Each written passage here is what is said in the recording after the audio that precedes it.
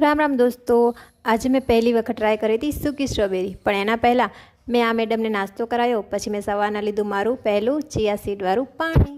મેં બનાવ્યું મારા માટે એપલ બનાના શેક, જે મેં બાલ્કનીમાં જઈ અને એન્જોય કર્યું. સાથે થોડા ભજન પણ સાંભળ્યા. પછી મેં લીધું મારા બપોરનું ભોજન. આ જોઈને એવું લાગ્યું કે માણસો પિંજરામાં છે અને પક્ષીઓ આઝાદ. અને ત્યાં બે કબૂતરની લડાઈ પણ જોઈ લીધી. પછી અમે પહોંચી ગયા હતા ડ્રાયફ્રૂટની દુકાનમાં. જે ડ્રાયફ્રૂટની દુકાન તો નહીં, પણ જ્વેલરીની દુકાન વધારે લાગતી હતી. ત્યાંથી લીધા મેં થોડા ઘણા ડ્રાયફ્રૂટ્સ. જે મેં લીધા એ તમને પછી ઘરે બતાવીશ.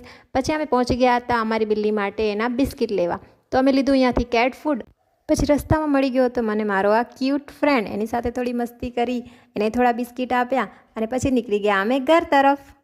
અને એ દુકાનમાંથી મેં લીધી હતી આ 4 બેરીઝ, જેનામાંથી મેં ટ્રાય કરી હતી આ સ્ટ્રોબેરી, જે થોડી ખાટી મીઠી હતી. પછી મેં બનાવ્યા ઘરે જઈ અને મસાલા ઢોસા વિથ સાંબર, અને એ ખાઈ અને હું કરું છું